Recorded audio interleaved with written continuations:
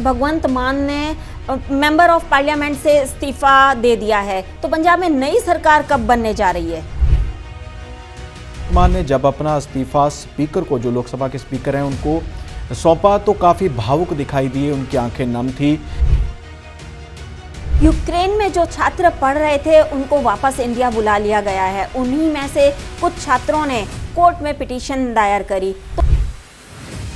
सरकार ने कहा था कि हम इन विद्यार्थियों को अपने मेडिकल कॉलेजेस में एडमिशन दे देंगे, लेकिन अभी तक नहीं दी गई। तो इसी के चलते ही दिल्ली हाई कोर्ट में एक याचिका डाली गई है।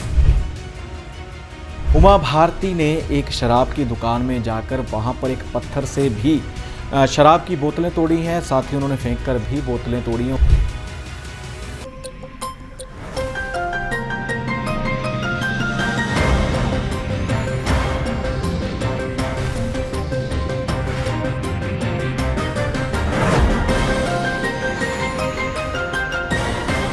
नमस्कार, D5 चैनल हिंदी के प्रोग्राम खुलासा न्यूज का में मैं वंदना आप सभी दर्शकों का स्वागत करती हूं। आज मेरे साथ स्टूडियो में मौजूद हैं सीनियर जर्नलिस्ट धर्मेंद्र संधू जी। संधू जी, आपका बहुत बहुत स्वागत है। जी धन्यवाद वंदना जी। संधू जी, पंजाब में भगवंत मान ने मेंबर ऑफ पार्लियामेंट से इस्तीफा दे दिया है, तो पंजाब में नई सरकार कब बनने जा रही है? जी बिल्कुल, मुख्यमंत्री का चेहरा थे भगवंत मान आम आदमी पार्टी का, तो अब नई सरकार बनाने जा रही है पंजाब में आम आदमी पार्टी। तो इसी के चलते 16 मार्च को शपथ ग्रहण करेंगे भगवंत मान। खटखड़ कलां है जो भगत सिंह से संबंधित क्षेत्र है, वहां पर जाकर वो अपना शपथ ग्रहण समारोह कर रहे हैं। इसी के चलते ही नई सरकार गठित हो जाएगी। और ख़ास बात यह है कि जितने भी मंत्री होंगे वो वहां पर शपथ ग्रहण नहीं करेंगे, उसके बाद किसी और स्थान के ऊपर वो शपथ ग्रहण करेंगे। तो भगवंत मान मेंबर पार्लियामेंट थे, तो मेंबर पार्लियामेंट थे। एमपी की जो उनके पास पोस्ट थी, एमपी का जो उनके पास पद था, वो उनको छोड़ना पड़ना था, क्योंकि अब वो पंजाब में इलेक्शन जीतने के बाद एमएलए बन चुके हैं। और साथ ही भगवंत मान ने जब अपना इस्तीफा स्पीकर को, जो लोकसभा के स्पीकर हैं, उनको सौंपा तो काफ़ी भावुक दिखाई दिए, उनकी आंखें नम थी। कहते मैं बहुत भावुक हूँ, और साथ ही आंखें नम हैं। और साथ ही उन्होंने यह भी ऐलान कर दिया है, फैसला कर दिया है कि आने वाले दिनों में पंजाब में क्रांतिकारी ढंग से फैसले लिए जाएंगे। बड़ी जो योजनाएं हैं वो लाई जाएंगी, बेरोजगारी खत्म की जाएगी, साथ ही लोगों को साथ लेकर चलेगी भगवंत मान की सरकार। क्योंकि उनका कहना है कि मैं मुख्यमंत्री नहीं हूँ। जिस प्रकार से पंजाब के लोगों ने आम आदमी पार्टी के ऊपर विश्वास किया है, आम आदमी पार्टी को जितवाया है, तो हर व्यक्ति जो पंजाब से संबंधित है वो अपने आप में मुख्यमंत्री है। तो नई सरकार है, इससे काफ़ी उम्मीदें हैं लोगों को, काफ़ी लोगों में उत्साह भी है कि आम आदमी पार्टी की सरकार है, जो अन्य दो राजनीतिक दलों का बदल है। श्रोमणी अकाली दल व कांग्रेस को छोड़कर लोगों ने आम आदमी पार्टी के ऊपर भरोसा किया है। देखना होगा कि आने वाले दिनों में भगवंत मान मुख्यमंत्री बनते ही क्या फैसले लेते हैं।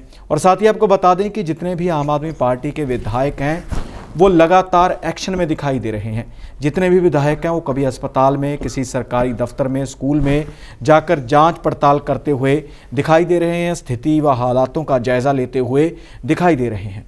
हाल ही में संयुक्त किसान मोर्चा ने बैठक की है, क्या रहा इस बैठक में खास? देखिए वंदना जी, संयुक्त किसान मोर्चा, किसानों की जितनी भी पार्टियां थी, जितने भी उनके दल थे, जितने संगठन थे, उन्होंने जब किसान आंदोलन शुरू हुआ था कृषि कानूनों के खिलाफ, तो संयुक्त किसान मोर्चे का गठन किया था।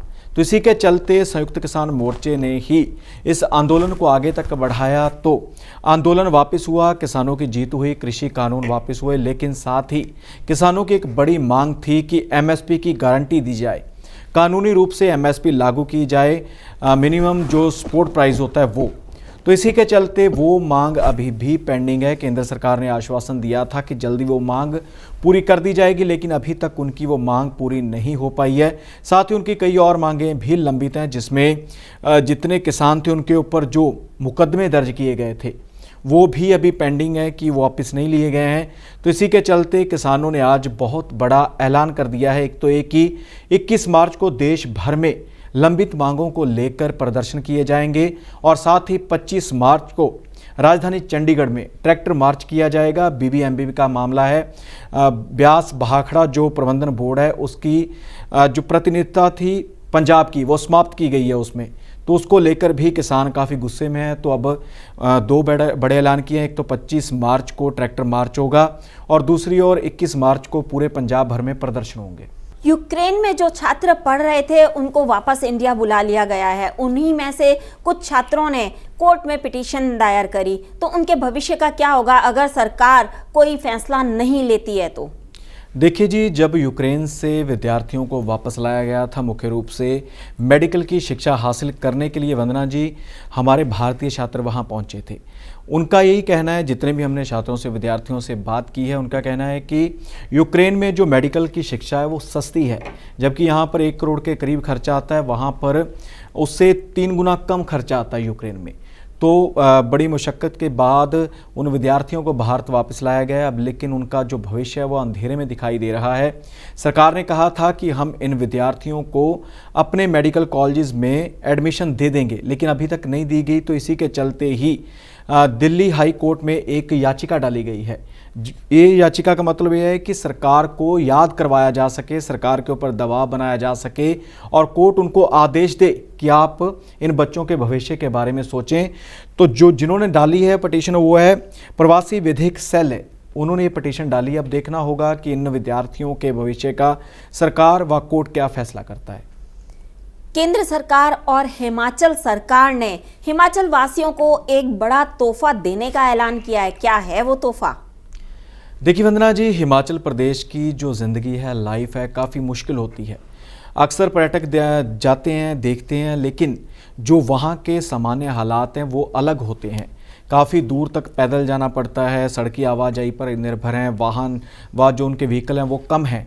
तो इसी के चलते अब हिमाचल प्रदेश वासियों को केंद्र सरकार तोहफा देने जा रही है रेल लाइन का।